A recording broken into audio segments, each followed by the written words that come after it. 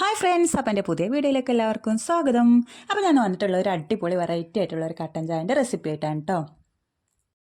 അപ്പോൾ എന്നും ഒരേ രീതിയിൽ ചായ ഉണ്ടാക്കി കഴിക്കാതെ ഇതുപോലെ ഇടയ്ക്കൊക്കെ ഒന്ന് മാറ്റം വരുത്തേട്ടോ. ഇത് നല്ലൊരു റീഫ്രഷ്മെൻറ്റ് തരുന്നൊരു ചായയാണ് കേട്ടോ. എന്നാൽ പിന്നെ നമുക്ക് സമയം കളയാതെ ചായ എങ്ങനെ ഉണ്ടാക്കിയതെന്ന് നോക്കാം കേട്ടോ. അതിന് വേണ്ടിയിട്ട് ഞാനിത് എൻ്റെ ആവശ്യത്തിനുള്ള വെള്ളം വെച്ചിട്ടുണ്ട്.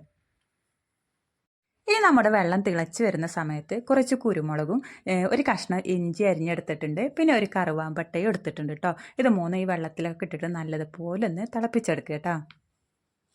ഇതിൻ്റെ ഫ്ലേവറൊക്കെ വെള്ളത്തിലേക്ക് നല്ലതുപോലെ ഇറങ്ങി വരുന്നത് വരെ നല്ലതുപോലെ ഒന്ന് തിളപ്പിച്ചെടുക്കുക കേട്ടോ.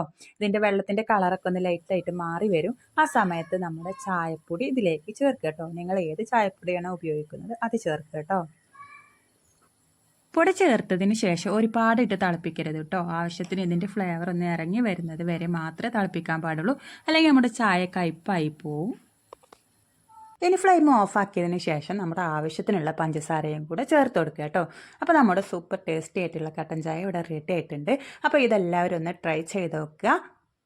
അപ്പോൾ എൻ്റെ വീഡിയോ ഇഷ്ടപ്പെട്ടാൽ ലൈക്ക് ചെയ്യുക, കമൻറ്റ് ചെയ്യുക. നിങ്ങൾ ആദ്യമായിട്ടാണ് എൻ്റെ വീഡിയോ കാണണമെങ്കിൽ എൻ്റെ ചാനലൊന്ന് സബ്സ്ക്രൈബ് ചെയ്യണേ.